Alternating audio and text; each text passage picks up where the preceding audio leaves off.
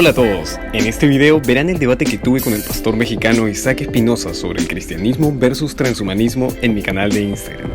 No se olviden de comentar, compartirlo y darle like. Disfrútenlo. ¿Qué tal? Buenas tardes a todos. Estamos justo por iniciar la charla que voy a tener con Isaac Espinosa, un amigo de México. ¿Cómo estás, Isaac? Hola, Piero. ¿Cómo estás tú? Qué gusto, bien, gracias. Qué gusto, finalmente. Sí, gracias. Nada, pues agradecerte un chorro la invitación. Déjame ver, no hago esto muy seguido, amigo, pero ahí se me ve, ¿no? Un poquito. Se me ven mis pelos. Cuando me dan los pelos. Bueno, te agradezco mucho. Nada más un poquito la introducción. Ya se está uniendo aquí la gente. Ya se nos está uniendo la gente. Agradecerte mucho, decir que yo fui el que lanzó la invitación y agradecerte que hayas aceptado la invitación. ¿Sabes? Vi una conversación que tuviste con Miklos, ¿sabes? Y entonces ahí fue cuando dije, no, espérame. Y impulsivamente, te soy honesto, impulsivamente te escribí diciendo, oye, yo vi unas ondas ahí que no son exactamente del todo correctas y me atreví a escribirte. Y te agradezco mucho que hayas aceptado la invitación a este atrevimiento mío. Sé que eres una persona muy preparada, he leído un poco lo que has escrito y insisto, gracias por estar acá. Bueno, muchos ya, yo me voy presentando, soy Isaac Espinosa, soy pastor cristiano, sirvo en una iglesia, semillamexico.com, acá en la Ciudad de México. He escrito un par de libros y es muy interesante. Los libros que he escrito yo son de ciencia ficción y realmente retrato, son 2 libros que he publicado, retrato un poco sobre el transhumanismo en estos libros y por eso a mí me interesa mucho este tema. Y bueno, ahorita, salvo que tú te presentes mejor, mi querido Piero, es un gran amigo, has trabajado mucho, bueno, un gran amigo, eres tan amable que ya me caes muy bien, amigo. Pero eso, como decía, coordinador general de la Sociedad Secular Humanista del Perú, y además veo que tienes un chorro más de proyectos y bienvenido. No, gracias, bien. Gracias, salvo que añadas algo un poquito más, nada más, ahorita de tu presentación, nada más decirle a la gente que nos está escuchando, ya para que te dé ya la palabra, pues nada, que ahorita nos vas a contar un poquito más acerca de lo que es el transhumanismo, ¿no? Y un poquito tu perspectiva general hacia el futuro. Y habíamos platicado un poco de qué piensas acerca del cristianismo. Y ya después yo, ya diré yo lo propio. Sí. Sí, no, bueno, Isaac, en verdad, gracias por escribirme. Yo, al igual que todos los miembros de la comunidad humanista atea del Perú, estamos prestos a conversar, a aportar con nuestra opinión, nuestra perspectiva, la evidencia científica necesaria para enriquecer estos debates. Creemos que es fundamental que la gente pueda tomar decisiones concienzudas, porque no solo repercuten en el impacto directo de nuestra vida, sino que a gran escala tienen que ver con la política de nuestros países. Así que gracias más bien por la invitación. Créeme que no es el único tema que podemos abordar, hay muchos. Mi nombre es Piero Galloso. Sí, mi nombre, es Piero Galloso. Yo estudié Ingeniería Industrial acá en la Universidad de Lima. Soy el coordinador general de la Sociedad Secular Humanista del Perú. Y como humanista soy ateo, me defino abiertamente como ateo. Es importante hacer mención de esto, porque es en parte el diálogo que vamos a tener. Son ideas que se oponen. Por un lado el cristianismo y en mi caso yo estoy tratando de defender una posición transhumanista ilustrada. Porque el transhumanismo existe, es una escuela de pensamiento amplia, hay muchas perspectivas y también me encantaría en algún momento de la conversación hacer presente que el transhumanismo y el cristianismo se vinculan mucho. Hay transhumanismo cristiano, espero que podamos conversar sobre ello también. Así que bueno, para comenzar, Isaac, sí, no, claro. No, sí, dime, sí, perdón. Para comenzar quería definir qué era el transhumanismo. El transhumanismo es un movimiento filosófico-cultural que propone que podemos y debemos utilizar nuestros adelantos tecnológicos directamente en el organismo humano a fin de poder modificarlo y obtener nuevas características, mejorar nuestra calidad de vida, aumentar nuestro tiempo de vida, el bienestar, e incluso algunos autores mencionan que sería posible esquivar y vencer a la muerte. Entonces el transhumanismo propone utilizar tecnologías como la inteligencia artificial para desarrollar prótesis inteligentes, desarrollar algunos artefactos con los que podamos reemplazar partes de nuestro cuerpo. No solamente que estén dañados, sino reemplazarlos porque son mejores. Desarrollar tecnologías, biotecnologías como la ingeniería genética para alterar nuestro genoma, curar enfermedades antes de que éstas se desarrollen o se manifiesten, e incluso agregar características que no son propias de nuestra especie. Esto es el transhumanismo, utilizar los adelantos tecnológicos de vanguardia para poder modificar nuestra naturaleza y de esta manera tener nuevas capacidades, entrar a una nueva etapa de la evolución humana en la que ya nos dejaremos de denominar como Homo sapiens para podernos catalogar como transhumanos, individuos que estamos en camino a convertirnos en algo superior, algo que diste mucho de la definición actual de hombre, algo que en la literatura se define como posthumano. Entonces el transhumano es el intermedio que utiliza tecnologías para ganar nuevas capacidades y dirigir así su proceso evolutivo. Esa sería la definición de transhumanismo, Isaac. Hasta ahí quizás alguna observación, algún comentario. No, ahorita tengo varias preguntas y no sé si sea conveniente empezar a decírtelas. Una pregunta que tengo muy adentro de mí es como de ¿qué diferencia el transhumanismo de la medicina, por ejemplo? O sea, esa es una cosa que digo, ok, ¿hasta qué punto dejas de ser, en el mejor de los casos, un cyborg, ¿verdad?, para convertirte en un transhumano? O sea, ¿qué tiene que pasar para que el uso de la tecnología nos lleve a otro paso? O sea, tengo entendido, y ahorita vamos a hablar un poco más, supongo que tiene que ver con la evolución, ¿no?, de las especies, un poco al sentido darwiniano, no sé si va por ahí. Supongo que debe haber un punto en donde, ¡pum!, se quiebre y diga, ok, hemos dado el siguiente paso evolutivo. Entonces, ¿qué es eso exactamente? ¿Cómo podría yo saber cuál es esa línea entre este uso medicinal o simplemente recreativo a cambiar ya a otra especie? Eso es lo que no me queda muy claro, ¿sabes? Mira, es bastante buena la pregunta porque para algunos autores no existe esa diferencia. Cuando hablamos de transhumanismo, si existe un antes y un después, porque en verdad el ser humano se ha modificado constantemente. Nosotros somos producto de la interacción con nuestro entorno. Al interactuar con el ecosistema que nos rodea, lo hemos modificado para poder sobrevivir a él, y esas modificaciones también han impactado en nosotros. La teoría evolutiva menciona que las especies se adaptan porque la necesidad de sobrevivir, por decirlo de alguna manera. Entonces el ser humano, al desarrollar la habilidad de pensamiento abstracto y complejo, crea herramientas. No es la única especie animal que crea herramientas, ojo, pero crea herramientas cada vez más sofisticadas. Entonces ya ha habido una cierta artificialeza en la construcción del ser humano. Ya hemos nosotros moldeado en parte lo que somos, a la vez que el entorno nos ha modificado a nosotros. Entonces, hablar de un momento en el que nos hemos vuelto transhumanos o nos podríamos volver transhumanos es un poco complejo, ya que, por ejemplo, usar lentes es un artilugio tecnológico que estamos agregando para poder restaurar algunas capacidades.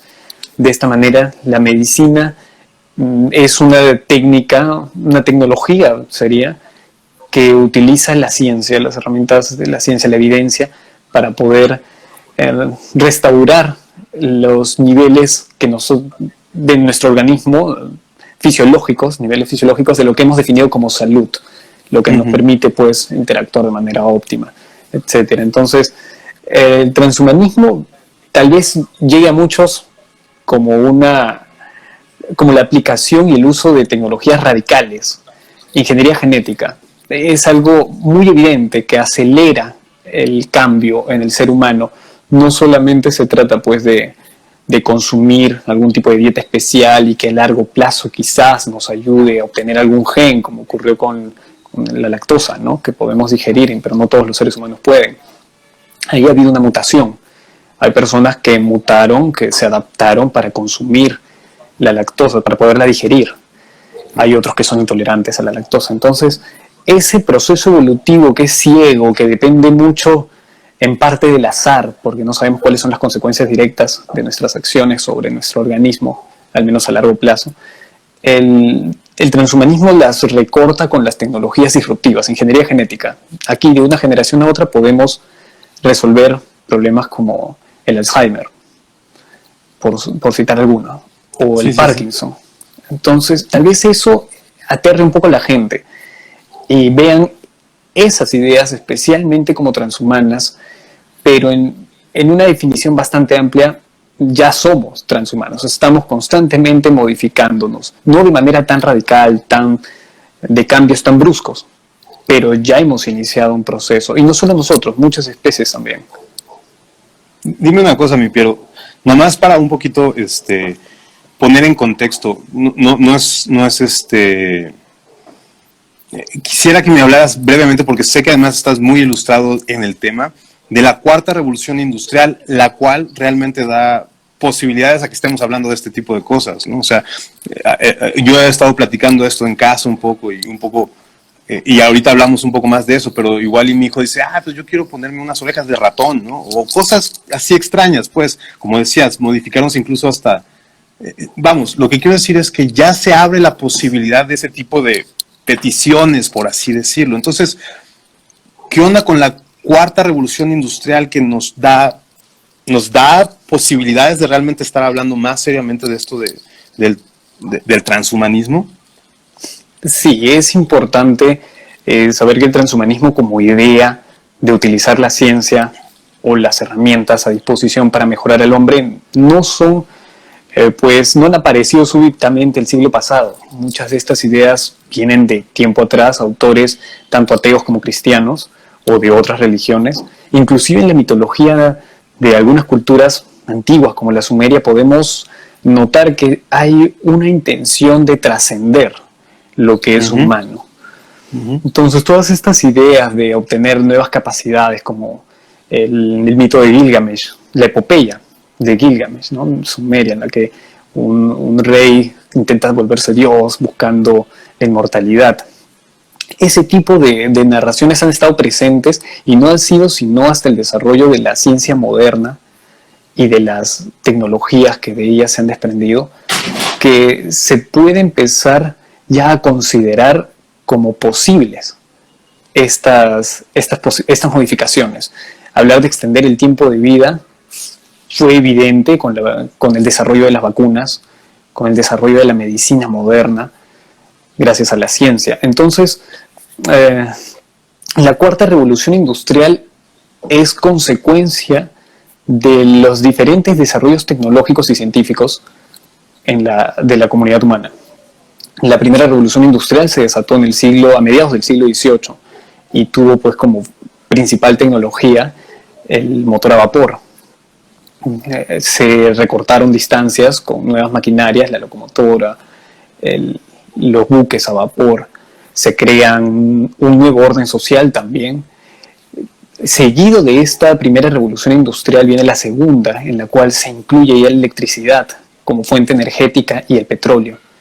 La tercera revolución industrial vino a aparecer, a suceder después de la Segunda Guerra Mundial, con el desarrollo de las computadoras. Y tal vez la máxima tecnología o la mayor, la principal de esta revolución industrial, el Internet. La cuarta revolución industrial, ¿qué es? Es una serie de cambios y transformaciones sociales que son producto del desarrollo de tecnologías convergentes. Estas son las nanotecnologías, las biotecnologías, tecnologías de la información. Entonces, hablar de inteligencia artificial, computación cuántica, impresión de órganos o prótesis inteligentes es hablar de una serie de tecnologías que han sido posibles gracias a los desarrollos de la tercera revolución industrial, gracias al Internet, a la computación y que van a ser, o cuyo potencial va a ser explorado en las próximas décadas. Estas tecnologías que parecieran de ciencia ficción y que una con otra se complementan, porque hablar de nanotecnologías implica también hablar de nanomedicinas, y nanomedicina tiene que ver con biotecnologías. Entonces estamos empezando a fusionar disciplinas que hasta hace algunos años solo era especulación o podía ser propio de la ciencia ficción. Esto es la cuarta revolución industrial, el impacto de estas tecnologías en la vida, en el quehacer cotidiano, en la industria, en la política, en la medicina. En este contexto es que el transhumanismo se vuelve una propuesta viable. El transhumanismo, como aquella idea de superar al hombre, de tener nuevas habilidades, más fuerza, mayor tiempo de vida, se vuelve ya una posibilidad real. Estamos hablando de ingeniería genética, exoesqueletos, quizás. Entonces, el contexto es la cuarta revolución industrial y una de sus principales promesas sería la modificación del organismo humano. Incluso Klaus Schwab, quien acuña el término cuarta revolución industrial, lo define como tal, una serie de transformaciones sociales que van a alterar lo que hacemos, cómo lo hacemos, pero también el quiénes somos. Esa sería la relación exacta entre la cuarta revolución industrial y el transhumanismo. Sí, lo digo porque creo que es importante saber que ya no es tan de ciencia ficción, o sea, ya no es tanto las películas, o sea, parece ciencia ficción, pero yo personalmente creo que estamos a muy poco tiempo de poder ya ver, de hecho ya está sucediendo, ¿no? A ver cambios radicales, sobre todo con la modificación de la genética. No sé si te parece, mi buen Piero, que ahora desde la perspectiva cristiana principalmente pueda yo ofrecer algunas objeciones, ¿no? Desde la perspectiva cristiana, o no sé si quieras añadir algo, o tal vez las objeciones desde la perspectiva cristiana, y podríamos ya pelotear ahí entre esto, ¿no?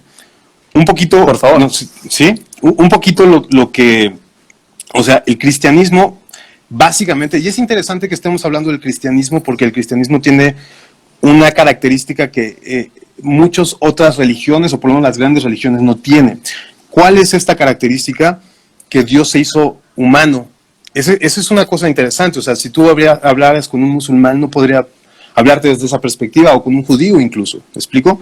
Ni siquiera con un testigo de Jehová o cosas así, pero el cristiano puede decir, Dios se hizo humano, ¿ok? Entonces, la idea general del cristianismo tiene que ver con que Dios creó el universo. Eso es muy interesante, creó el universo, y sabes, somos teístas, obviamente el cristianismo es teísta. Creó el universo con el propósito de colocar al humano en el universo. En ese sentido, no creemos en extraterrestres y cosas de esas. ¿Para qué quiso poner el humano ahí? O sea, ¿por qué creemos que la creación entera fue desarrollada para poner ahí el humano? Porque Dios quería expresar en el humano su gloria, o quería reflejar su gloria en el humano. Entonces Dios dice, según nuestro libro sagrado, la Biblia, que puso su imagen en el hombre, ¿ok? Puso su imagen en el hombre, y a través de hacerse humano y de alguna manera redimir al humano, redimirlo de que, déjame explicarte rápido eso, haz de cuenta que pone al hombre ahí, en el huerto del Edén, y desarrolla todo este asunto, y todo este asunto, pero el hombre peca, ¿no? Y el hombre está en pecado. La palabra pecado suena muy rara, y yo sé que en contextos científicos ha de sonar muy extraña, ¿no? Pero déjame definirla así. El pecado es todo aquello que nosotros sabemos que está mal hacer, pero que seguimos haciendo, a pesar de que sabemos que está mal, y nos encontramos con una imposibilidad de soltarnos de eso, y nos condena, nos condena la conciencia. ¿Y por qué está mal? Porque nos daña a nosotros, o daña nuestras relaciones, daña a las personas que queremos, y pareciera que no podemos salir de eso, y de hecho trae consecuencias. Pero la Biblia enseña que Dios se hace y paga por esas cosas, que resucita al tercer día. Resucita al tercer día prometiendo, o sea, Jesús, después de morir en la cruz y pagar por nuestros pecados, resucita al tercer día prometiendo dos cosas: la restauración de nuestra alma, ¿no? la verdadera paz. Esto incluye verdadera paz, verdadera felicidad, verdadera propósito, pero además promete inmortalidad en este cuerpo, en esta naturaleza humana. Entonces, lo que dice nuestro libro sagrado es que asciende al cielo y va a regresar. Y promete restaurar este cuerpo y hacernos Dios. ¿Por qué hablo todo esto? Porque en todo esto la cosmovisión cristiana tiene en un grande estima al hombre. Este es el asunto. Todos los corazoncitos, porque un chorro de mis hermanos están viendo, ¿verdad? Un saludo a todos mis hermanos. Pero lo que quiero decir es que la cosmovisión tiene grande autoestima al hombre, al grado de que Dios mismo se hace hombre, y al grado de que va a redimir al hombre para poder que habite junto con él, ¿ok? Entonces, una de las críticas que podría tener el cristianismo al respecto, y leí un poquito las críticas, respuestas que escribiste y pusiste ahí en la academia, pero sigo sosteniendo que una de las críticas que podría tener el cristianismo es que no hay un aprecio por la vida humana en la visión naturalista, en la visión transhumanista. No hay un aprecio porque si lo vemos desde el naturalismo, desde la evolución, el ser humano, o una de dos, o es igual a un animal, en cierto sentido, no hay diferencia con un perro, una rata, ¿no? O en el otro sentido podría ser, siempre se cree que puede ser mejor de lo que ya es. Entonces, el cristianismo, la cosmovisión cristiana dice, el ser humano es valioso por sí mismo, es súper valioso, la dignidad es inherente, el valor es inherente, no se le tiene que añadir ni quitar nada. Entonces, este valor, y esta sería la segunda crítica, este valor que tiene sobre el humano hace que exista una base moral para poder establecer los avances tecnológicos, medicinales, los avances científicos incluso. Yo platiqué hace poquito con mi hermana y decía, oye, voy a platicar con el Piero y no sé qué. ¿Qué piensas de que podamos modificarnos genéticamente? O sea, como este rollo de poder elegir el color de ojos, o no sé, yo le decía a mi esposa, oye, si podríamos elegir que nuestro hijo saliera con orejas de lobo, una cosa así, ¿no? Y mi hermana decía, ouch. Y ¿sabes qué? Creo que la gente tiene miedo del transhumanismo, porque el transhumanismo, dos cosas, no ofrece un valor por la vida humana, o sea, en su filosofía naturalista, no ofrece un valor por la vida humana sublime. En el mejor de los casos lo ve así como social, como un rollo de especie, ¿no? Que una especie mejor que sobrevivir, lo que sea. Y por otro lado, eso no provee un valor moral para poder manejar las grandes tecnologías que pueden venir a suscitarse. Por un lado, además, ¿no? En contraste, el cristianismo ofrece paz verdadera, genuina libertad, en este sentido, libertad del pecado, y la promesa de una vida eterna, ¿no? Entonces, esas serían dos de las principales razones por las cuales podríamos criticar desde la perspectiva cristiana el asunto, ¿no? Me gustaría tal vez más adelante hablar de esta singularidad que también se propone, esta singularidad que se propone el transhumanismo, que básicamente, para resumir, podemos llegar a un punto sin retorno. Topas esta singularidad en donde las máquinas van a poder desarrollar máquinas más inteligentes a sí mismas y todo este asunto. Entonces, ¿qué piensas, Pierre? Bueno, me encantaría, mira, Isaac, yo puedo proveer ahí dos tipos de respuesta.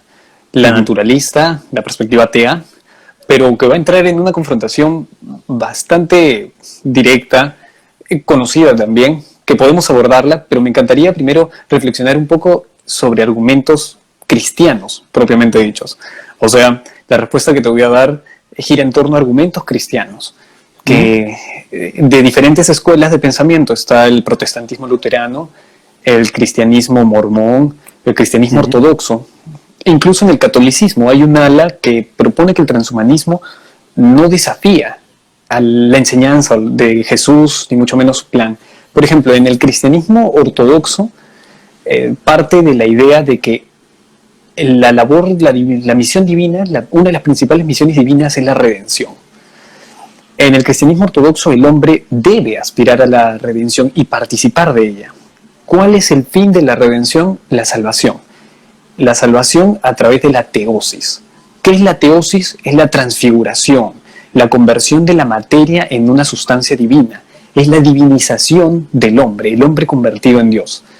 Entonces, partiendo de esta idea y de que en el cristianismo ortodoxo, en el siglo V, en el concilio de Calcedonia, se definió a Cristo como hombre, hijo de Dios, pero que vino como hombre, un hombre que para el siglo VII, cuando se vuelven a reunir las autoridades ortodoxas, definen que el hombre tiene libre albedrío. Entonces, un hombre que es un hijo de Dios, que es hecho hombre, que actuó de la mejor manera, de la manera correcta, siguiendo las enseñanzas, pese a tener libre albedrío, porque en cualquier momento pudo haber desobedecido a Dios por estar dentro de la limitación de un cuerpo humano, sin embargo, no lo hizo. Es decir, fue un hombre perfecto. Esa idea de un hombre perfecto es la que rescatan algunos de los filósofos ortodoxos e inclusive los transhumanistas ortodoxos rusos, que esa idea de hombre es a la que nosotros debemos aspirar a través de la ciencia y de la tecnología. Que como estamos llamados a la redención, estamos llamados a divinizarnos, no tendría nada de malo usar la tecnología y la ciencia para poder continuar esa labor, esa misión. Entonces ahí, en la ortodoxia cristiana, o al menos de Oriente, tenemos esta postura, una posición que no es necesariamente incompatible con el transhumanismo, sino que por el contrario ve una afinidad. Y no solo esta, tenemos también el protestantismo luterano. ¿Qué dice el protestantismo luterano? Ingolf Dalfert, que es uno de los teólogos más conocidos de las últimas décadas al menos, él dice lo siguiente, que según el protestantismo luterano no existe diferencia entre algo sagrado o profano. No hay algo que diferencie lo secular de lo no secular, sino que la verdadera diferencia está entre lo que podemos considerar Dios y el mundo, entre lo divino, lo creador, el creador y la creación. Al hacer esta diferencia, nada en la tierra, nada de la creación es realmente divino. El creador es divino. Al ser Dios divino, cualquier cosa que hagamos en la tierra no lo va a ofender. No hay nada sagrado que lo vaya a ofender. De esa manera, la ciencia y el transhumanismo no serían contrarios a la enseñanza de Dios. Si por el uso de la tecnología destruimos la creación, esta no va a ser consecuencia de un castigo divino, porque hayamos profanado algo sagrado, porque hayamos atentado contra algo que Dios nos dio y que era inamovible, sino porque no fuimos lo suficientemente sensatos. Ted Peters se ratifica sobre esa idea y le propone o le brinda una opción al protestantismo luterano, una opción que abraza el transhumanismo. Entonces, depende también de cómo lo veamos. La transfiguración creo que es dentro de la tradición cristiana, aceptada por varias posiciones, varias al menos de los movimientos. No sé si tal vez en la iglesia a la que perteneces, Isaac, aceptan esta idea de la teosis, de la transfiguración. Sí, en un sentido. O sea, un poco lo que nosotros creemos, ¿no? En este sentido es la redención del cuerpo. La redención del cuerpo y participar de su naturaleza divina, ¿topas? Pero un poquito viendo lo que me cuentas, no es que nosotros podamos conseguir la divinidad. Eso es un tema interesante, porque pareciera que estás diciendo que nosotros podemos conseguir la divinidad a través de nuestras propias fuerzas o esfuerzos, ¿no? Y un poco y eso no es tanto un poco lo que la Biblia enseña en ese sentido. O sea, nosotros no podemos acceder al cielo, por eso, sino necesitamos esperar el poder de Dios haciéndolo y regenerándolo en nosotros. Incluso el cristianismo habla de que ni siquiera Jesús mismo se resucitó a sí mismo, sino que fue el poder de Dios resucitándolo, ¿no? En este sentido, es Dios mismo otorgándonos eso. Entonces, yo no, otra vez, y creo que esto es una de las cosas que seguramente es muy recurrente, no estamos en contra de la tecnología, pero no creemos que podemos llegar a ser como dioses sin que Dios lo haga en nosotros. Este es el asunto. Y cuando lleguemos a ser como dioses, ni siquiera estamos en la idea de que vamos a ser igual a Él. Él seguirá siendo nuestro Dios. Sin embargo, seremos, en este sentido, seremos erradicados del pecado y participaremos completamente de quién es Él sin ninguna limitante cuando Él se presente. En ese sentido, creo que no es que nosotros podamos alcanzarlo. Sí, yo sé que hay muchas corrientes a lo largo de la historia y que puedan suceder cosas así, pero no es tanto el propósito que nosotros podamos alcanzar algo que de alguna vez Él ya alcanzó. Él ya lo alcanzó y nos pide a nosotros que lo esperemos. Ahora, sin embargo, yo, mi querido Piero, no creo que sea ese. Creo que el punto es que nosotros, como cristianos, como una cosmovisión teísta, insisto, tenemos como un punto para decir, ok, hay una razón por la cual queremos mejorar. Una de las preguntas que podríamos nosotros como teístas, y desde esta perspectiva de una vida de una vida valiosa, ¿verdad?, que tenemos como cristianos, la pregunta es o sea, ¿para qué mejorar? ¿O qué significa mejorar desde el transhumanismo? Y creo que si tu respuesta es mejorar funcionalmente, y perdóname, ya estoy metiendo respuestas que ni siquiera has dado, pero luego pensamos que funcionar es lo que nos hace mejorar o funcionar mejor, creemos que entonces no hay un valor por la vida porque es un reduccionismo, se dirá, en donde vemos al humano en base a sus funciones y lejos de verlo como grandioso, el humano como la vida grande, la vemos, en base a sus funciones, en base a la especie, en base, y no tanto a la vida individual perfecta que Dios nos ha entregado. Entonces, un poco por ahí va, o sea, no sé qué piensas. Sí, Piero. Bueno, para el humanismo secular, el transhumanismo, el usar estas tecnologías, es solo una consecuencia de lo que hemos venido haciendo desde antes incluso de que podamos definirnos como Homo sapiens. Antes, si hurgamos en el historial de nuestros padres, nuestros abuelos, bisabuelos, y retrocedemos miles de generaciones, llegará un momento en el cual nuestro antepasado va a ser otra especie animal, otro tipo de animal. Inclusive podríamos retroceder muchos millones de años más y llegar hasta alguna célula insignificante por ahí. Y nosotros somos sus descendientes. Según la perspectiva humanista secular, el usar estas tecnologías no es sino la continuación de las estrategias de adaptación que hemos desarrollado. Pero en el cristianismo, yo me atrevería a decir, de lo que he revisado, de la literatura transhumanista que comulga con el pensamiento cristiano, que el transhumanismo no es sino la continuación del ministerio de Jesús. Uh-huh. Jesús, en el Evangelio de Mateo, ordena a sus seguidores a que curen las enfermedades, de que curen a los enfermos, los atiendan y hagan lo correcto.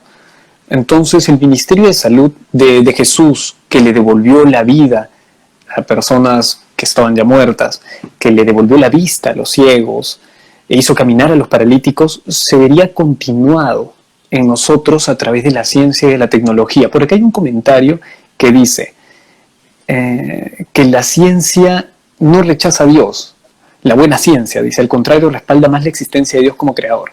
Bueno, eso epistemológicamente no es correcto desde un punto de vista humanista secular, pero suponiendo, como los cristianos del movimiento cristiano transhumanista dicen, que Dios nos proveyó el don de explorar, de conocer, y de esa manera desarrollamos la ciencia es uno de sus regalos, según la percepción cristiana. Entonces, ¿cómo podemos rechazar uno de los regalos de Dios que no solamente nos permite tener una mejor vida o descubrir su creación, sino que también nos permite continuar su ministerio, continuar la obra de Jesús? Y ahí viene... y ahí viene el transhumanismo.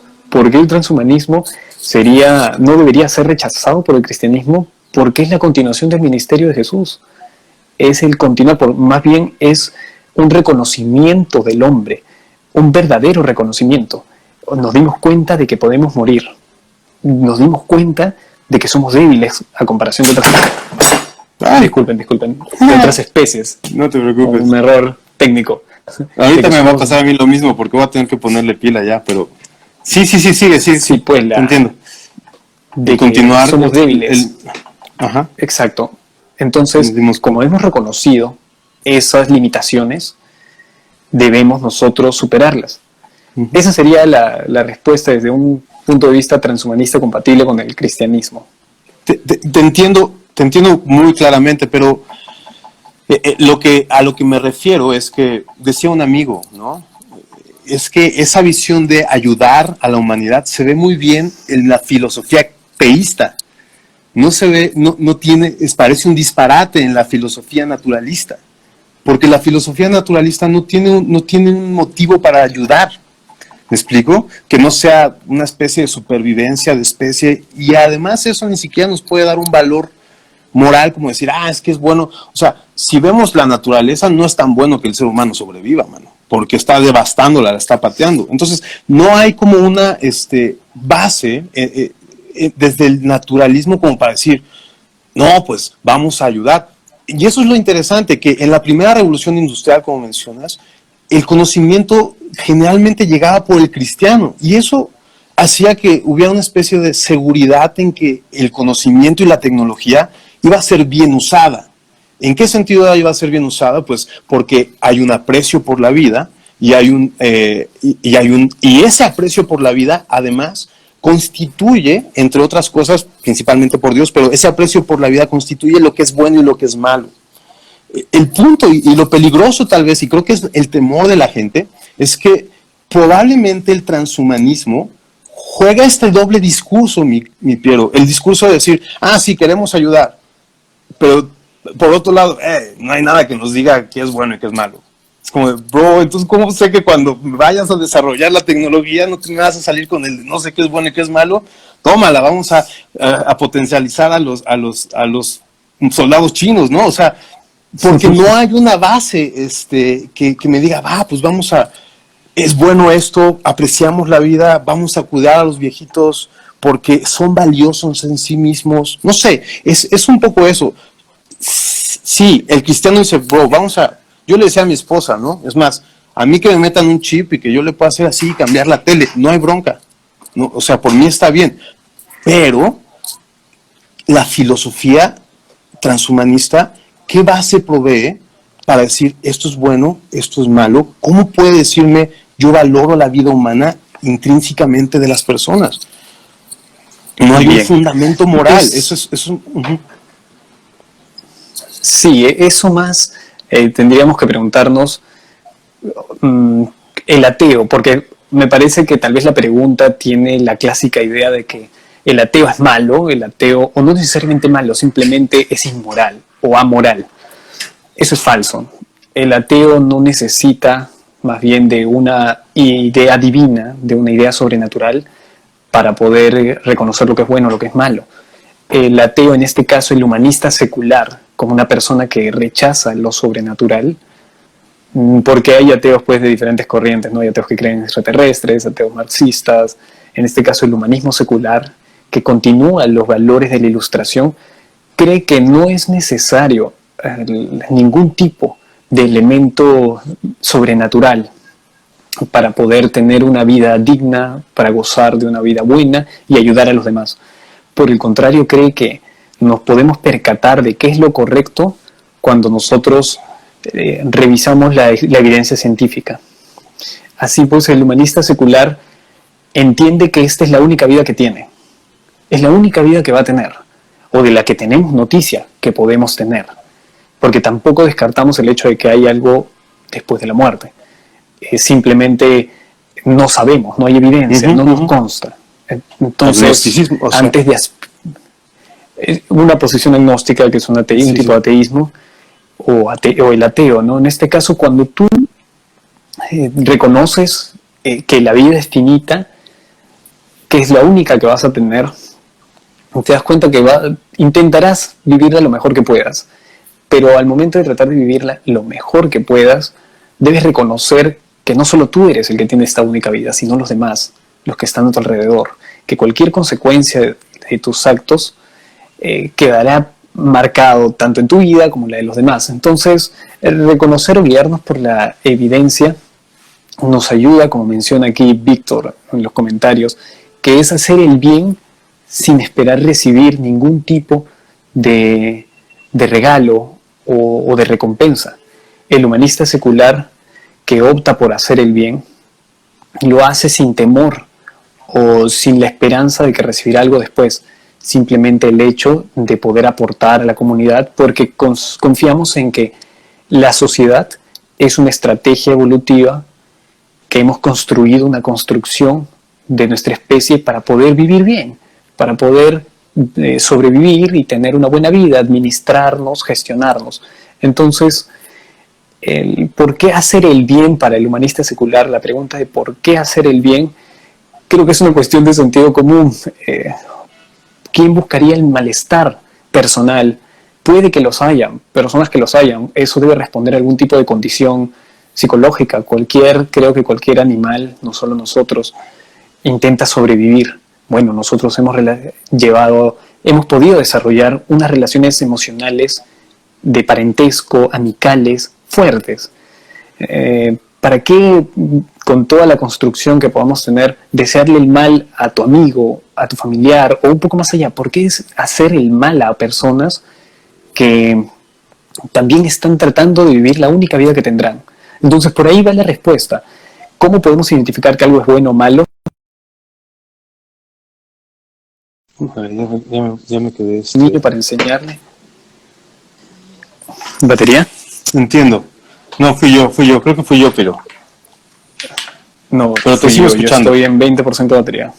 Sí, ¿por qué vamos a golpear a un niño para que aprenda la lección? Si en base a la evidencia científica sabemos que no solamente le podría provocar algún trauma físico en el cuerpo, sino también algún trauma psicológico, que al final de cuentas es también biológico, ¿no? Es el cerebro y sus conexiones neurales, experiencias traumáticas. Entonces podemos guiarnos por lo que nos dice la evidencia científica. Una persona que tiene traumas de algún tipo o muchos traumas psicológicos no va a ser una persona funcional, no va a aportar a la sociedad quizás como otros que han tenido un desarrollo pleno, un desarrollo emocional. Entonces es básicamente, por un lado lo podemos ver utilitarista, como si estamos bien todos, podré estar mejor, pero también no rechaza la idea de hacer el bien sin recompensa alguna, el altruismo. El humanismo secular considera que el altruismo existe. Yo puedo hacer algo bueno porque sin esperar nada a cambio, es algo posible. Entonces, la idea del ateo, en este caso el humanista secular, como alguien inmoral, no es aplicable cuando uno revisa la ética humanista secular. Y definitivamente por extensión el transhumanismo no tendría por qué ser esta narrativa totalitaria que piensa someter al ser humano a la voluntad de algún grupo o alguna conspiración. Te entiendo. No me refiero tanto a eso, me refiero, bueno, es que lo que quiero decir es que hablaste de, creo que sigues sin poder definir lo que es el bien. No me quiero meter mucho en este asunto, pero mira, hay esta idea que decía C.S. Lewis, que me acuerdo que se la pirañó a alguien más, le hizo un libro que decía, si nuestro pensamiento es un conjunto, es el subproducto de átomos y neuronas azarosamente haciendo cosas, ¿no? ¿Cómo puedo saber que mi pensamiento es verdadero? O sea, si estoy determinado, si estoy determinado por lo que sucede en mi cerebro, ¿cómo sé que no es una ilusión lo que estoy pensando? ¿Ok? Entonces, desde esa perspectiva, creo que lo que quiero decir es que yo creo que ya vamos a pasar a las preguntas. Bueno, salvo que me respondas ahorita o quieras o lo que sea, pero lo que estoy pensando es que hay aquí una cuestión en juego, que es que probablemente salga para más debates. Me habías propuesto otros debates con otro tipo de personas que probablemente podamos seguir llevando. Ahorita lo platicamos y lo que sea, pero hay un debate en juego, ¿no? ¿Qué sucedería si la evolución es falsa? Porque no sé si tú sepas, mi querido Piero, pero hay un debate en torno.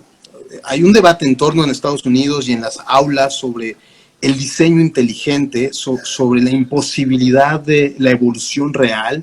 No sé, ¿qué pasaría con el transhumanismo si realmente la evolución fuese falsa?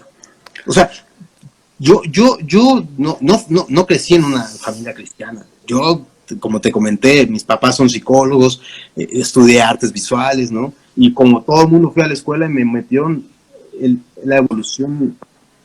Y yo creía en la evolución.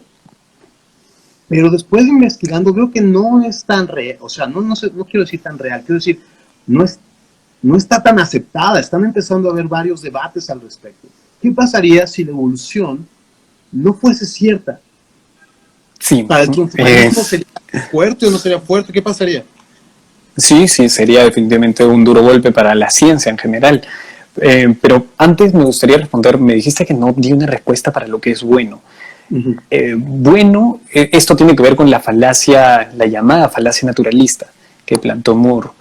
Según él, pues no se puede definir lo que es bueno desde una perspectiva naturalista, desde una perspectiva atea, porque bueno solo es una palabra que se utiliza como sinónimo de placentero, de funcional, y quizás más allá de esa problemática planteada por Moore, que ya se ha refutado, que ya se ha resuelto como una falacia, esa crítica es una falacia, el buscar qué es bueno en realidad, como nos pregunta aquí Tapia, es tratar de extrapolar una visión, una palabra, un concepto 100% mental a la realidad. Es como intentar buscar la nada.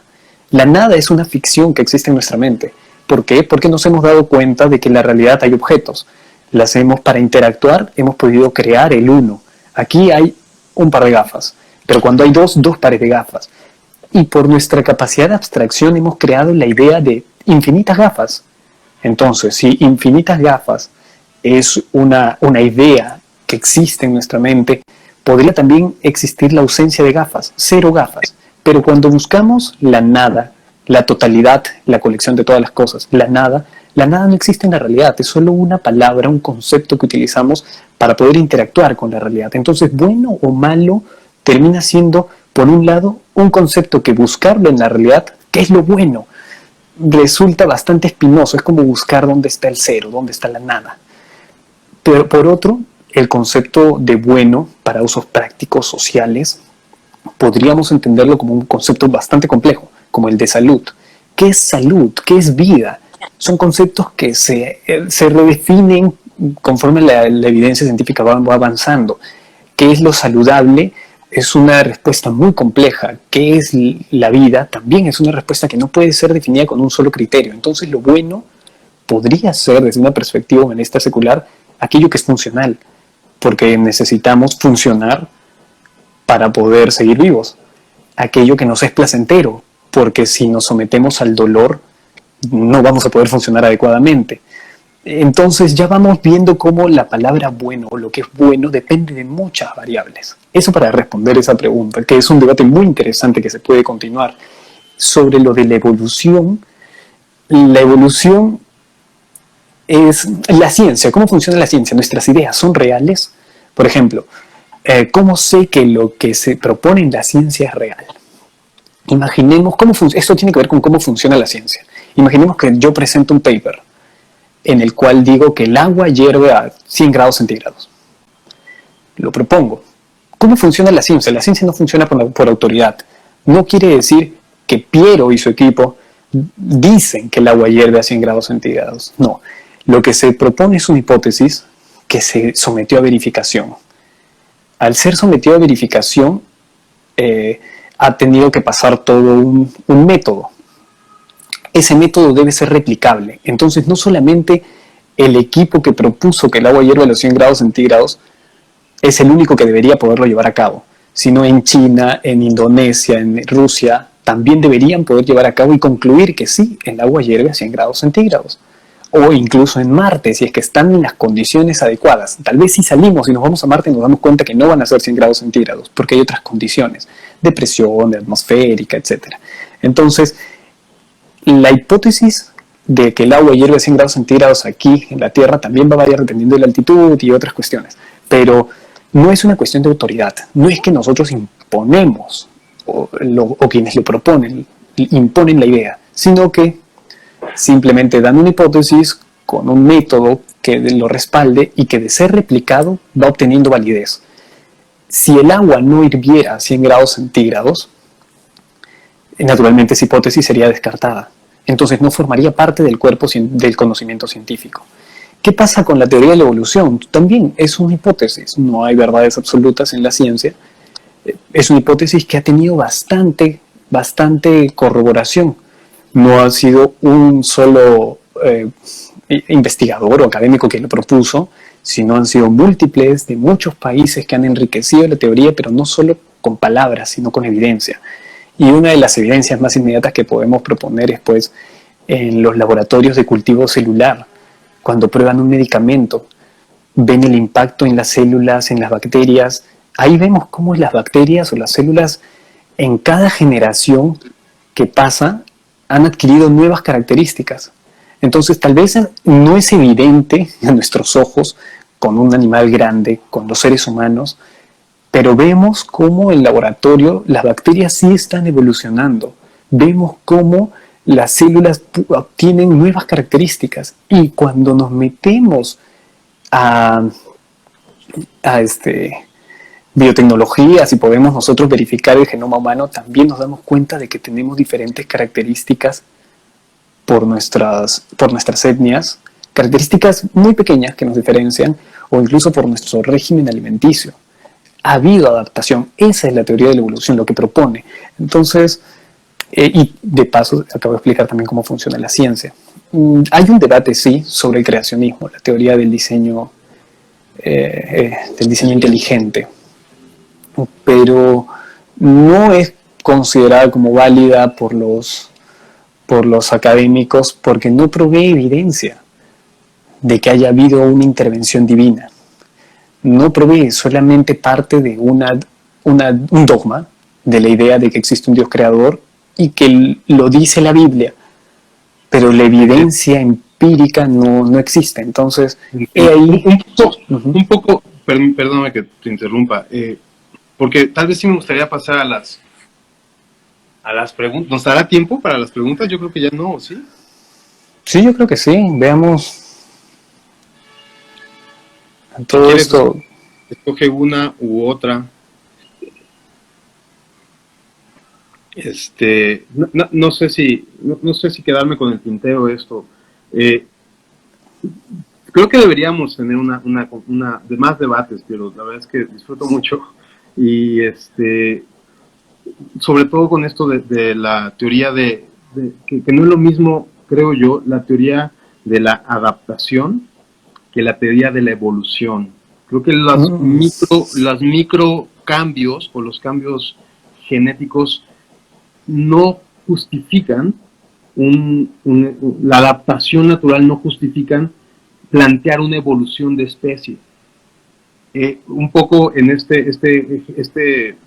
E. coli, este experimento de E. coli, donde han replicado cientos de miles de generaciones de una bacteria, la que dices, que efectivamente ven las mutaciones, mejor adaptación, pero ninguna de ellas añade información. No ha habido una sola mutación genética en estas bacterias que haya añadido. Entonces, lo que se plantea desde mucho tiempo, bueno, lo que yo he estudiado es que básicamente se va perdiendo variabilidad. No se gana, sino se pierde la variabilidad. Y eso hace que haya adaptación, que pueda haber variaciones, pero no se gana en información como para poder evolucionar a una especie más compleja. Ese es un poquito uno de los debates que hay, entre otras cosas. Pero no sé, insisto, si gustas ya replicar, yo me quedo ya callado, o si quieres pasamos a las preguntas. Podemos pasar a las preguntas, y aquí hay un comentario de Víctor García Belaunde, que es el director de la Sociedad Secular Humanista del Perú. Menciona que los microcambios se acumulan y generan grandes cambios. Sí, así es como funciona. Los microcambios se van acumulando. Es como funciona la teoría de la evolución. Sí se da. Incluso el dato exacto del paper, la especie animal no la tengo, quizás sería un poco no muy adecuado que esté dando este dato, pero lo voy a intentar conseguir y lo comparto en el video, de una especie de ave, estamos hablando de un animal grande, que había cambiado producto de una evolución alotrópica. Incluso se puede ver en Java, en Indonesia, sí. Es toda una parte, es un país, Indonesia, que no está en contacto directo con el continente. Ahí han habido animales que han tenido alguna vez sus pares continentales, pero que quedaron aislados por el movimiento de tierras y que producto de las condiciones del entorno sufrieron de enanismo. Ahí está también el Homo floresiensis, que vivió hasta hace unos 50.000 o 100.000 años atrás, una especie de homínido pequeño, de 1 metro aproximadamente, que era parte de una parte muy próxima de nuestro árbol genético, algo así como el Homo neanderthalensis o el denisovano. Así que la evolución es un tema para discutir definitivamente bastante amplio. Hay especialistas que podría recomendarte de la comunidad que dominan el tema y pueden dar detalles precisos, pero yo creo que sí es bueno discutirlo porque hay personas que efectivamente creen que es falso, y sería bueno que se revise la evidencia que se tiene en la academia. Ahora sí podríamos pasar las preguntas, no hay ningún problema, solo quería mencionar esa observación. Por favor, escoge alguna. Yo la verdad veo todo así encimado, no alcanzo a ver. A ver, ¿alguna pregunta a partir de ahora? Porque creo que muchas se quedaron en el chat. No sé si tú identificaste alguna, Piero, pero si hay alguna ahorita, de una vez. Sí, que se necesita mucha fe para creer que una especie mutó de una a otra. Y para creer que... Bien, creo que esa es una pregunta para mi punto de vista. O una objeción a mi punto de vista. Sí, creo que sí. En realidad no se trata de fe, porque la fe tiene que ver mucho con la revelación divina. En la perspectiva humanista secular, naturalista, en la ciencia, en el pensamiento científico no existe criterio de fe. No lo hay. No es que yo tenga fe en que la ciencia en algún momento nos va a permitir desarrollar tecnologías con las cuales vivamos 100 años. No, se plantea la hipótesis porque en principio somos máquinas biológicas y como tales, si les damos cierto soporte, podríamos aumentar nuestra funcionalidad al extremo en que vivamos 100 años. Es una hipótesis basada en posibilidades con buena probabilidad de concreción. Distinto a tener fe de que al morir yo voy a ser juzgado por una entidad divina. Exacto, la fe es la renuncia a la razón. Y Richard Dawkins lo define como un virus mental. ¿Por qué? Porque mientras nos sometamos al dogma, a la revelación divina, y mientras menos lo cuestionemos, porque no hay derecho a cuestionamiento, no hay derecho a cuestionar a Dios, mientras menos lo hagamos, mejores creyentes seremos. Entonces, Isaac, ¿estás ahí? ¿Me escuchas? Creo que se ha perdido la conexión.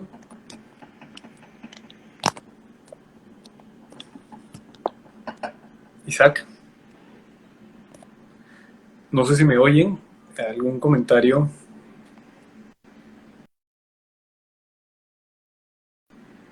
Bueno, perdimos la conexión con Isaac. Creo que se le acabó la batería porque había mencionado que estaba por acabársele. Y yo sufrí aquí otro problema logístico. El parante no agarró muy bien el celular. Pero, bueno, a lo que íbamos, ¿no? La fe, esperando que se reconecte Isaac. La fe es la renuncia a la razón. La fe te pide menos razonamiento y la aceptación de dogmas. Así que esa es la diferencia principal entre el pensamiento científico y la revelación divina. Un científico no va a creer por fe. No puede creer en la ciencia por fe porque, como expliqué hace unos minutos, se basa en la evidencia. si es replicable un experimento, si coincide con el resto del cuerpo de conocimiento disponible. Entonces, claro, como mencionan, la fe es la certeza de lo que no se ve. ¿Cómo puedes tener certeza de algo que no mides? Algo que no puedes ver, de lo que no tienes noticia más que a través de un libro o experiencias muy personales, pero que a la hora de la hora, al ser sometidos a evaluación metodológica, nunca se desarrollan. Han habido muchos intentos por ejemplo, en parapsicología, por probar que es posible la telequinesis, que es posible la visión remota. Ahí está Isaac. Un saludo a Vin the Bridge desde Argentina. Un salude a mi amigo Fabricio. Estamos esperando a que se conecte Isaac. Exacto, como dice Víctor en los comentarios, al no haber evidencia, la fe depende únicamente de la creencia, de una creencia ciega. Eso no es compatible con el pensamiento científico. El pensamiento científico busca pruebas, la necesidad de evidencia. No se puede conectar. Isaac, quizás puedes salir del vivo y volver a conectarte, porque aquí yo ya he aceptado tu invitación a participar, pero me sale esperando. Con la evolución no ocurre esto. Con la evolución sí han habido pruebas, sí hay evidencia que cada vez la van sustentando. ¿De dónde viene la razón? Bueno, ¿qué entendemos por razón? En este caso la capacidad no solo de pensar abstractamente, sino es la capacidad de hilar ideas coherentes. No, las teorías no son una especie de fe. No es fe, son teorías que tienen validez, esperen, hay otra no solicitud para ingresar. No hay pruebas de creacionismo. No hay pruebas. No es que haya ciencias cristiana y ciencia no cristiana. La ciencia es un método, una forma de pensar que requiere de la evidencia, que requiere de cierta metodología para poder agregar una conclusión a su cuerpo de conocimiento. Y lo que es aún mejor o propio de la ciencia es que sus verdades son parciales, es decir, estas no son inamovibles. Sí, Isaac, acabo de enviarte, he aceptado tu invitación a participar.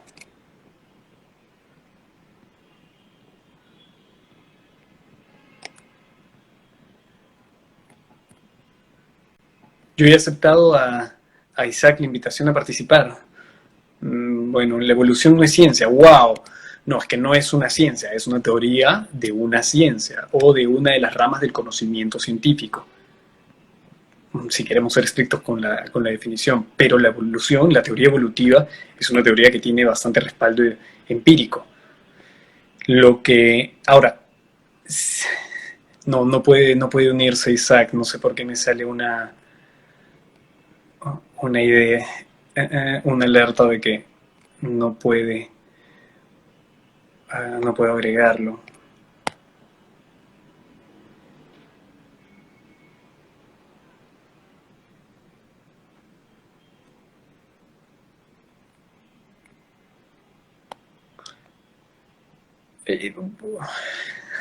He visto pasar de cerca al Dios eterno, infinito, omnisciente y omnipotente, y me he postrado de hinojos en adoración. Esa es una perspectiva, una afirmación personal que será el fundador de la botánica, pero eso no vuelve a la botánica una disciplina religiosa, ni mucho menos que sea compatible con la visión científica, con la visión religiosa.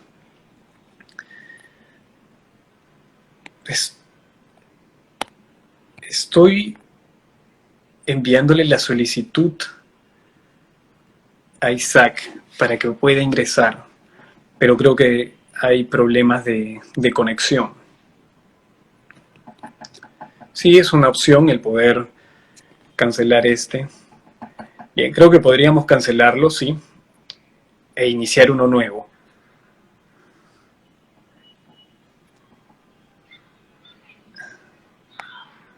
A ver. Bien, creo que vamos a dar por finalizado este live. Isaac, por favor, si estás aquí, escribe algo en el chat. ¿Qué te parece? Iniciamos otro, unos 30 minutos más, porque la gente tiene muchas preguntas y sería bueno que podamos conversarlas, discutirlas y ofrecerles alguna respuesta.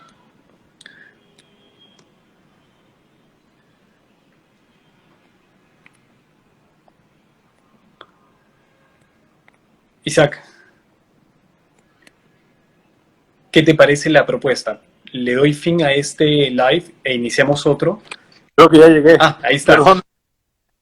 Perdóname. Muchas gracias por No, la paciencia. ¿Quién sabe qué le pasó? Y estaba duro y dale y no podía. Está padrísimo, bro. Yo entiendo mucho, ¿sabes? Creo que es una cosa para un buen debate, porque ciertamente, pero no sé si yo sea el calificado, definitivamente no soy el calificado, no, obviamente no de ti, pero yo sí no soy el calificado para debatir sobre la evolución, porque creo yo que para el transhumanismo y el cristianismo sí es un tema trascendental. O sea, quiero decir, el cristiano cree en que fuimos creados por Dios al sexto día, mano. Y se acabó, todo fue creado al sexto día. Y bueno, el transhumanismo está planteando que pues vamos a dar, estamos buscando la evolución del humano. Entonces, ahí hay un tema demasiado interesante que plantear, ¿no? Yo había pensado en esto, ¿sabes? Otra cosa que había pensado, Piero, era sobre la realidad de la resurrección de Jesucristo. Que evidentemente eso no, también es otro campo que, no sé, yo tampoco soy experto, yo nada más me imagino muchas cosas y pienso muchas cosas raras, ¿no? Y me encanta el tema del transhumanismo, honestamente, ¿no? Amo a mi Señor Jesús y todo, pero también el tema del transhumanismo me fascina. Pero hay dos temas muy importantes. Uno es la resurrección de Cristo, porque bro, si te planteo, ¿sabes qué? Jesús resucitó de entre los muertos y ofrece un cuerpo redimido que resucitar, pues ¿para qué quiero transhumanismo? Y si te planteo ese rollo de que la evolución es verdad, pues nada que ver, aquí están las pruebas de que no es verdad. Entonces, son dos temas muy importantes que podrían darnos dirección.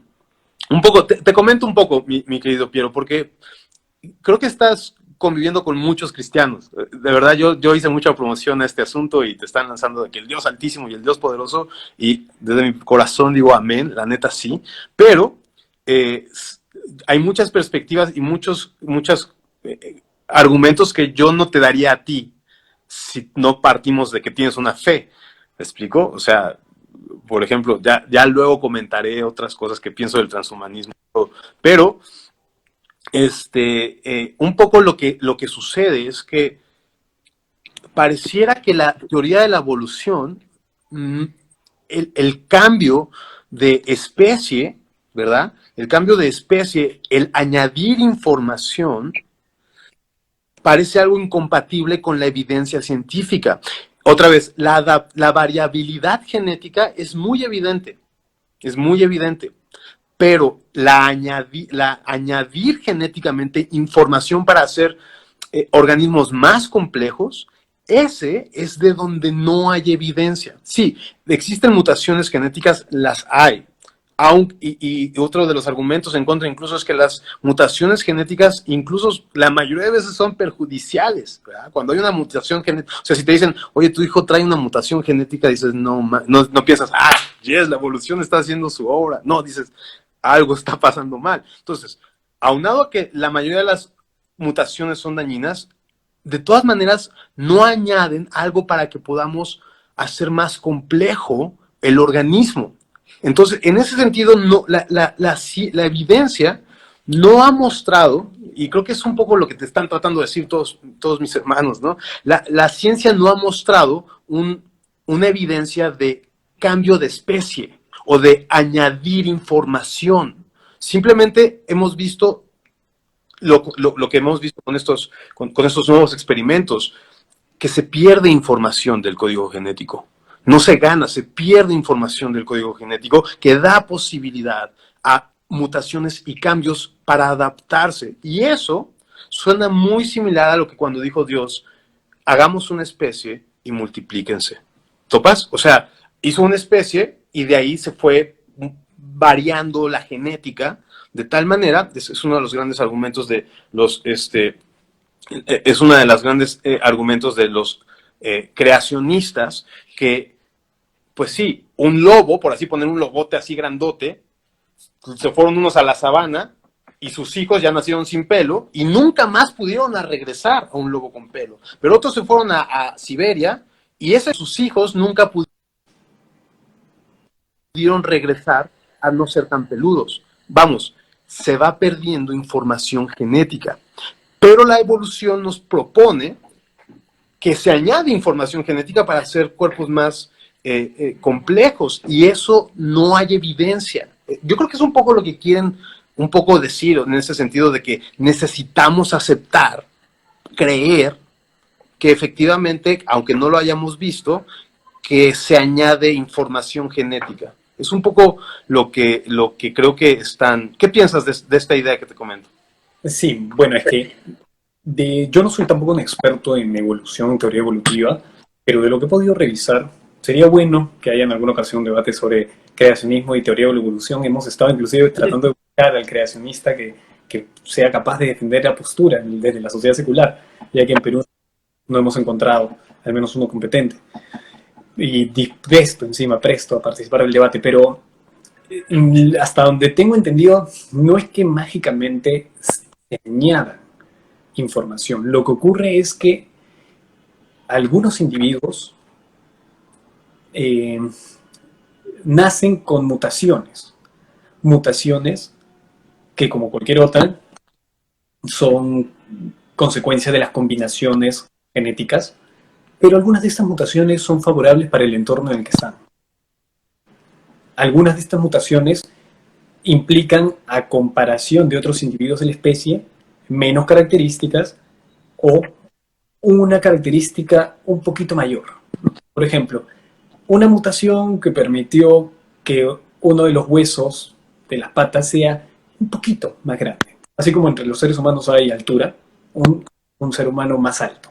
Y las condiciones del entorno favorecieron a aquel que tenía ese hueso un poquito más grande, porque lo volvió más veloz para cazar a la presa. Entonces, no es que se le añadió mágicamente esa información, fue resultado de una mutación. Como esa mutación fue conveniente para el entorno, esa mutación predomina a comparación de otras. Si por ahí una mutación, a veces no son tan radicales, como que de pronto tenga una pata más. No, eso sería, bueno, una mutación, como en el caso de los seres humanos, a veces nacen niños con un solo ojo, o con varias piernas. Son mutaciones, pero que no le permiten al individuo mucha expectativa de vida. Quizás Claro. de la naturaleza, y no creo que esas sean las mutaciones que dirijan la evolución. Pero sí hay mutaciones pequeñas que poco a poco se van volviendo más comunes, porque a diferencia de otras mutaciones no son tan convenientes para el entorno. Entonces, de poco a poco, de pequeña en pequeña mutación, se van combinando grupos o secciones genéticas que van dando muestra de un perfil de una especie distinta, de un individuo con características propias del entorno, que poco a poco se van alejando tal vez de sus pares que viven en otra región. Entonces, esa sería mi defensa de la teoría de la evolución. En principio, esa es parte de la lógica que sigue. No hay añadiduras mágicas, son mutaciones que resultaron más convenientes para algunos individuos y, como consecuencia de ello, se vuelven más numerosos. Muy bien, hay debate, sí hay debate. Luego lo platicamos. Pero otra cosa, mi querido Piero, ¿qué piensas de esta idea de que el cristianismo ayudó a la ciencia? Digamos, una persona, el panteísmo no permitió el progreso de la ciencia, porque pues cree que pues o sea, que las cosas cambian, ¿no? Y que el árbol realmente no es un árbol, sino es un ente, y entonces puede ser ahorita un ente y después, o sea, por ejemplo, lo que sucede un poco en la India, ¿no? O por otro lado, el naturalismo, que dice, pues no hay un propósito, ¿no? No hay un propósito en donde, ok, lo que te decía, o sea, decían, si el orden no tuviera sentido, si el universo no tuviera un sentido, nunca me hubiera dado cuenta, nunca lo hubiera descubierto, porque todo sería un disparate continuo, ¿verdad? O sea, todo sería un disparate así de claro. O sea, yo estoy pensando, pero lo que estoy pensando realmente se le ocurrió a mi cerebro pensarlo y ¿qué hago con mi cerebro? Ah, sí es cierto, quién sabe si es cierto, porque a lo mejor y no es cierto. Pero ¿qué piensas de esto? De que el cristianismo dice, no, Dios nos dio una mente para pensar y un mundo que estudiar que no cambia. Y lo voy a dejar asentado de tal manera que no cambie. De tal suerte que, no sé, tú debes saber, en el último siglo de los premios Nobel en ciencias, el 60% de los que la han ganado han sido creyentes, teístas. Y grandes científicos son teístas. ¿No crees que creer en Dios porta, o sea, ayuda en este sentido a desarrollar ciencia? Y como hablábamos hace ratito, o porque si no, ¿qué otra visión ayudaría a aportar ciencia si no es la panteísta o la naturalista, sino la teísta, ¿va? Que dice hay propósito, hay estabilidad y hay un Dios que nos dio una mente para poder desarrollarla? No soy producto de algo, o sea, vale la pena ayudar a las personas porque Dios me manda a ayudar a las personas, porque Dios me ama, porque Dios ve un valor en las... un valor grande en la vida humana. Entonces, dime, si no, ¿qué otra perspectiva? ¿O qué piensas de este pensamiento, de esto que te estoy comentando? Podemos decir que, por un lado, el cristianismo en algún momento predominante en Occidente, en Europa, naturalmente permitió con algunas flexibilidades políticas que aparecieran pensamientos disidentes. El de René Descartes fue uno de ellos, muy criticado en su momento. Decían que era un hereje porque se atrevía a desplazar a Dios del centro de atención. De Descartes, los demás pensadores que poco a poco se atrevieron a cuestionar, a criticar, propusieron nuevas formas de ver la realidad. Surge pues la Ilustración.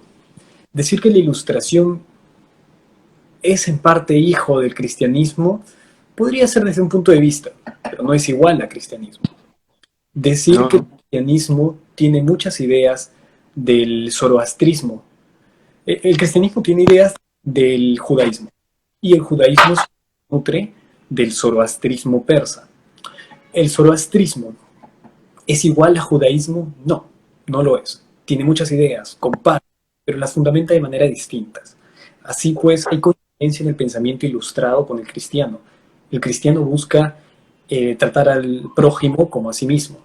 El humanismo secular concluye sin necesidad de Dios de que debemos vivir, tratar de hacer lo posible por vivir una buena vida y ayudar a los demás a también vivir una buena vida, que gocen de la mejor vida posible. Llegan a la misma conclusión, pero no de la misma manera, no a través del mismo método de razonamiento.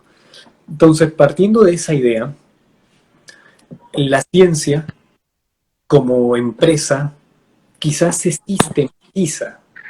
sistematiza en un ambiente cristiano católico, pero no la vuelve un producto que comulgue, ni mucho menos que sea compatible con el cristianismo, ni mucho menos con el pensamiento católico.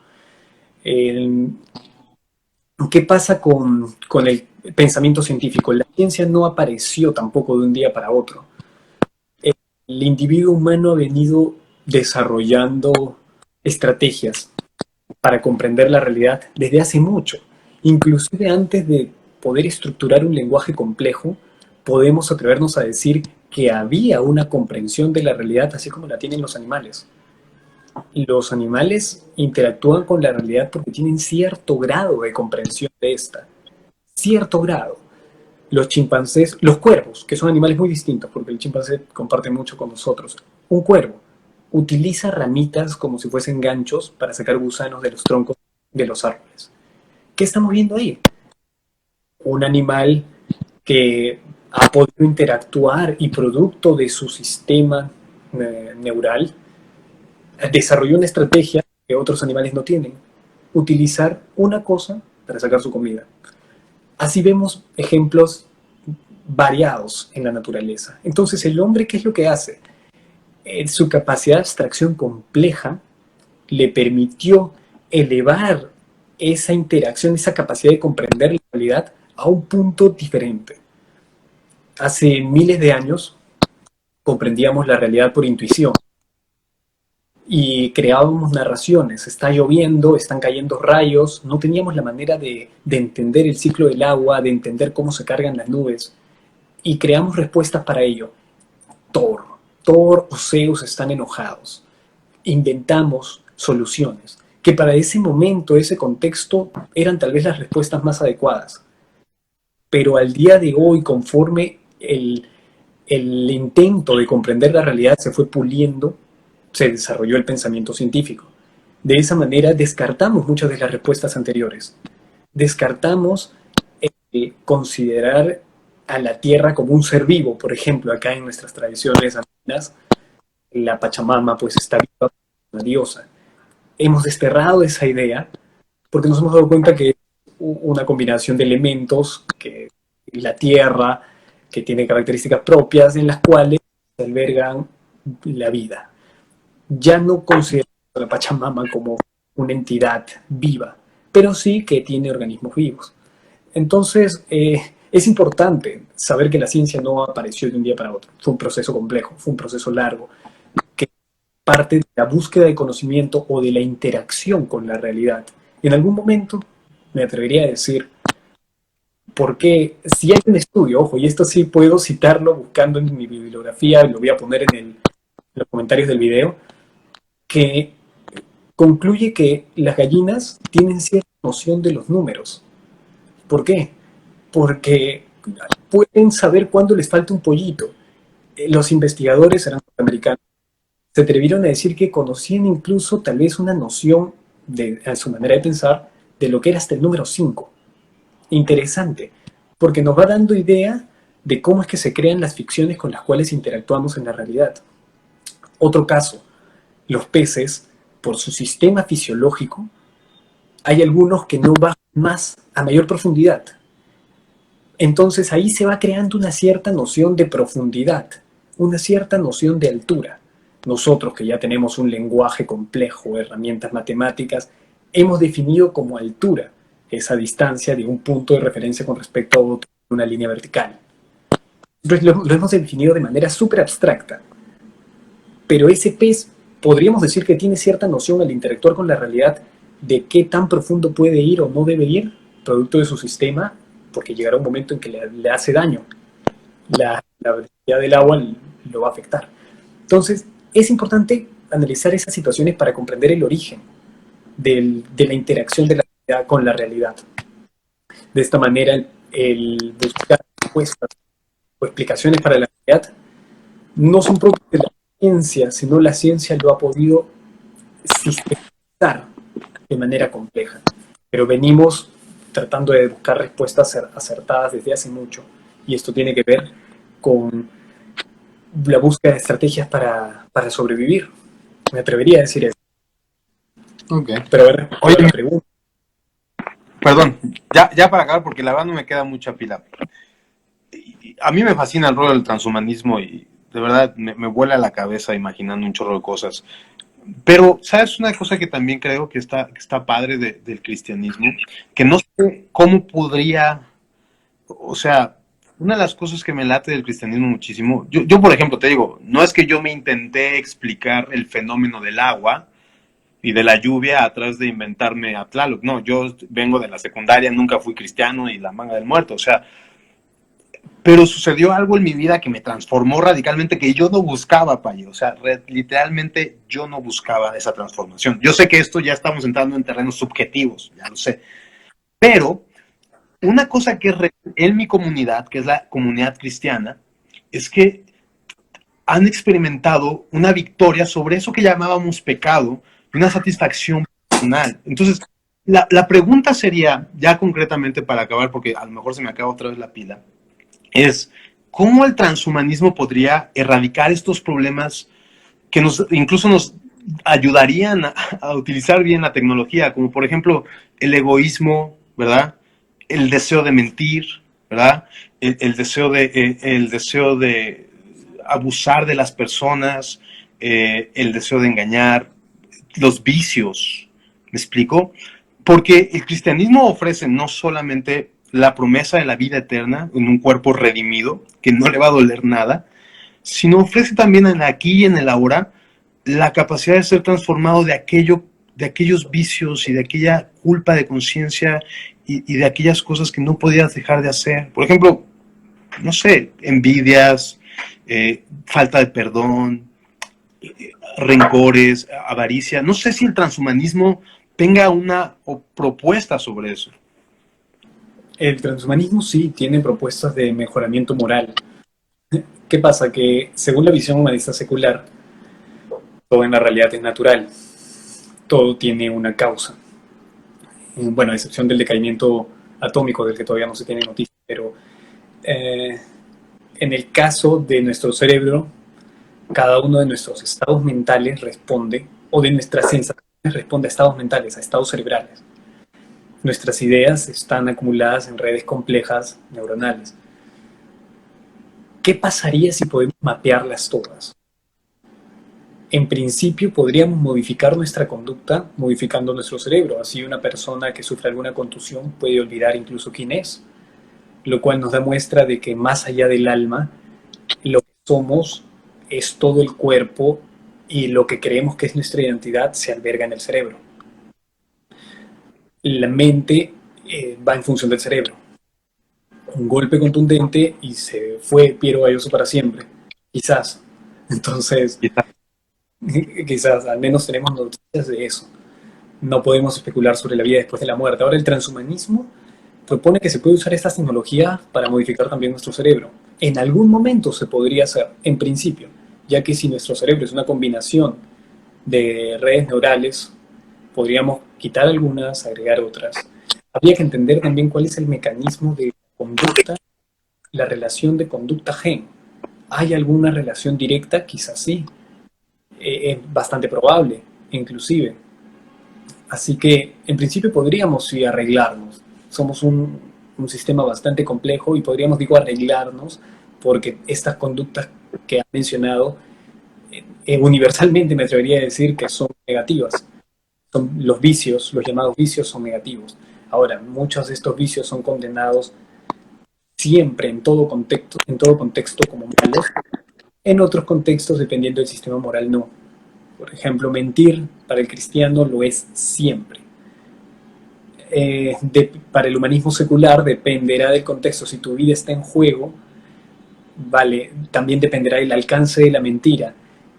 Puede ser conveniente hacerlo, podría hacerlo.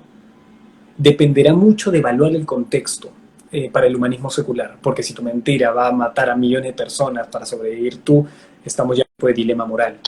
Entonces, ¿mentir ahí sería inmoral? Sí. Va a depender mucho, mucho, como digo, del contexto y de las convicciones que tenga la persona. Entonces, el aborto, por ejemplo, para el cristianismo, de antemano es un pecado. Creo que incluso un pecado mortal, porque atenta contra el cuarto mandamiento.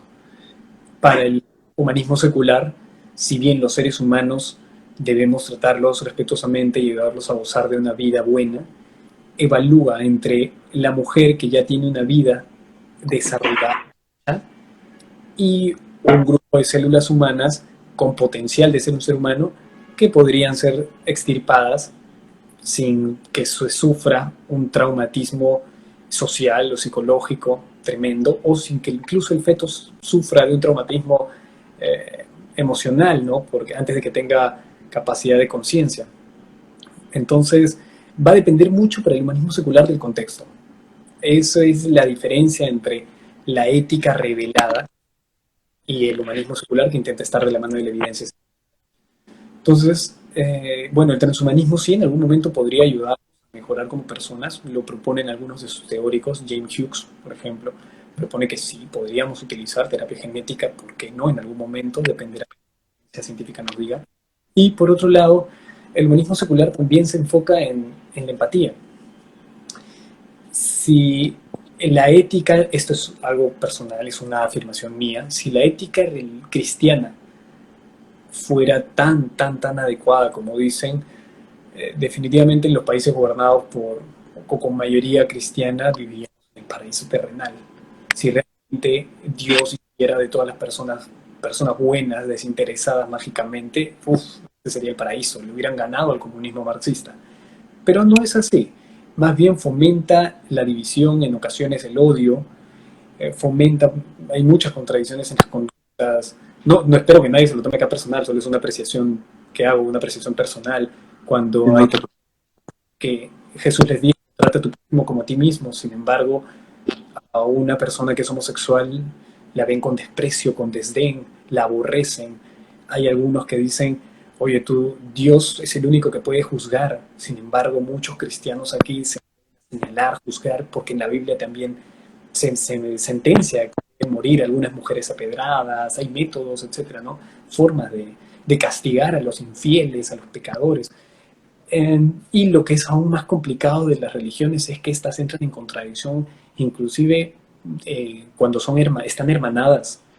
El cristianismo ortodoxo del catolicismo, el catolicismo del cristianismo, del mormonismo, de los coptos, o sea, inclusive dentro de los neopentecostales existe, pero variedad. Algunos sí interpretan la Biblia, otros no, son literalistas. Entonces, ¿cómo entre ellos pueden defender un cristianismo y no criticar al otro cristiano? O mejor dicho, ¿cómo no pueden llegar a un consenso inclusive entre ellos? Es complicado, es difícil, por eso yo creo que si bien en ocasiones puede servir la ética cristiana, sí puede ser útil la religión.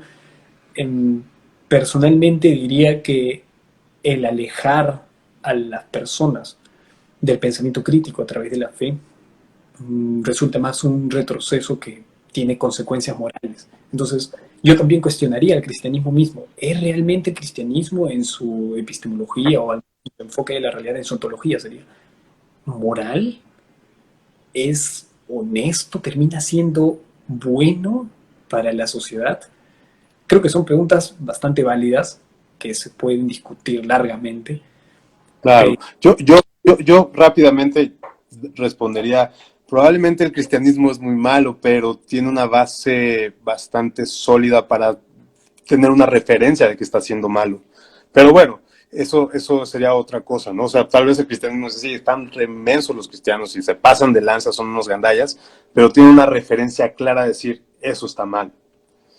Y la referencia es decir, Dios, diciendo, Dios, te acabo de decir que no hagas eso y ahí estás haciendo lo que te dije que no hicieras. Pero bueno, ya para acabar, mi querido Piero, porque temo mucho que se me acabe la pila y vuelva a pasar lo de hace ratito. ¿Qué del transhumanismo es lo que más... ¿Cuál de las posibilidades que el transhumanismo está ofreciendo o tú has investigado es el que más te atrae a ti? O sea, yo me he pensado muchas cosas, de verdad he pensado en muchas cosas muy extrañas y insisto, ahí luego te mando un link o a ver si te puedo mandar el librito que escribí, se llama Mahaira, que tiene mucho, es ciencia ficción y que tiene mucho que ver con esto, ¿sabes? Pensar en X-Men, en los mutantes, en tener orejas de lobo, no sé, todas estas posibilidades que da el transhumanismo a ti te llama mucho la atención experimentar. Un comentario para que quienes están aquí no se lleven la impresión de que el transhumanismo necesariamente es fusionar al ser humano con otras especies, porque el transhumanismo es crítico. Entonces primero se pregunta, ¿es posible esa unión? ¿Es posible combinar nuestro genoma con los animales? Científicamente... Sí, ya me fui muy viejo, ya me fui muy lejos, ¿verdad? Ya me fui muy lejos. Pero es cierto que hay muchas personas que creen eso, hay personas que critican el transhumanismo de esa manera, y es bueno siempre hacer las precisiones. En este caso, no es viable de momento, ¿no? Y en algún momento quizás lo sea, pero de momento no, y es por eso que se puede criticar inclusive desde el transhumanismo esa visión. Pero ahora, sobre el comentario que me pides del transhumanismo, podría dividirlo en dos etapas, ¿no? Las promesas que en principio pueden ser probables, como las que ya son viables, o más posibles, porque hay ahí una pequeña diferencia entre, por ejemplo, sabemos que vamos a desarrollar los motores necesarios para llegar a Marte. Sí, ya hemos llegado a la Luna, podríamos llegar a Marte. Inclusive con los motores que existen ahora podríamos llegar, ya nuestras sondas han salido del sistema solar.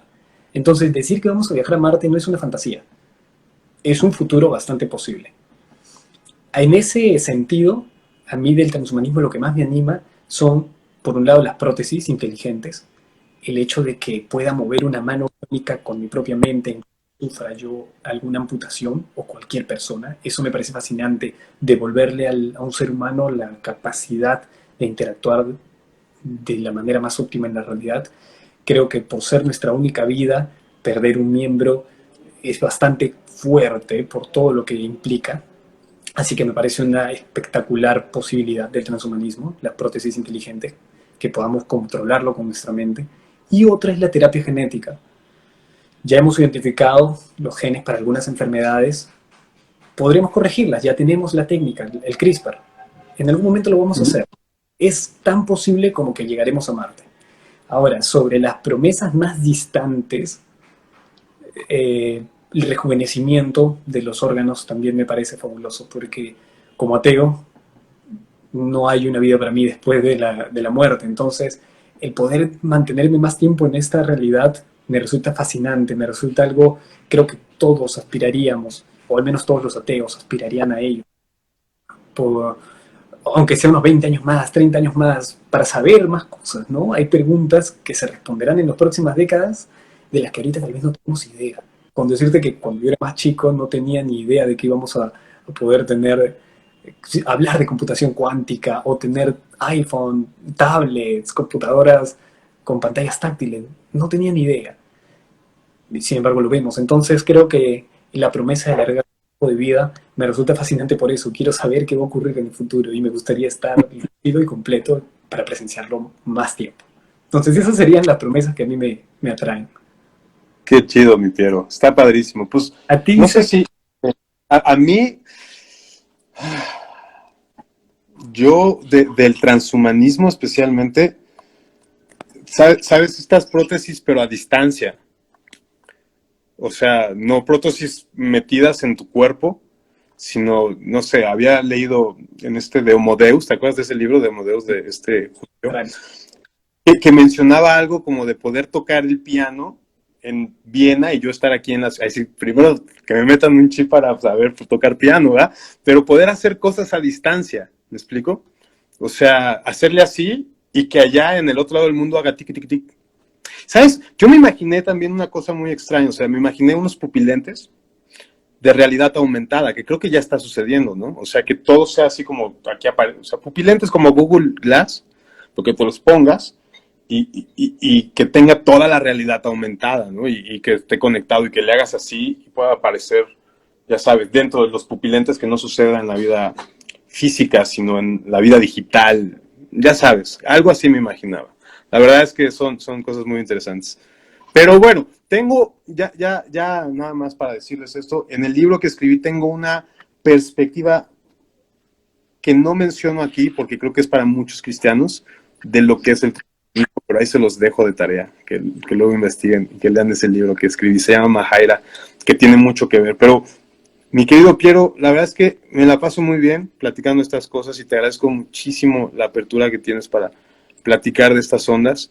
Creo que tenemos ahí en el tintero algunas pláticas más y si más adelante se puede concretar algún otro tipo de diálogo o otros diálogos al respecto, insisto, quedamos ahí lo de la evolución, lo de la resurrección de Cristo, habíamos planteado si Dios existe, no es que existe, ¿no? Desde, como dices, ontológicamente o a priori, ¿no? No sé, hay cosas que podríamos platicar más adelante, pero por primer encuentro, de verdad, te lo agradezco mucho.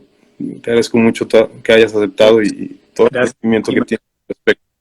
Gracias a ti y cuenta conmigo inclusive para que los demás miembros de la comunidad humanista puedan conversar. Hay personas mucho más capacitadas en diversos temas que me encantaría que puedan platicar contigo, dialogar y brindar nuestra perspectiva también a la comunidad cristiana, que sepan como personas, miembros de la sociedad, que sepan cuáles son los argumentos que giran en el debate y que ellos concluyan de la manera que crean más conveniente.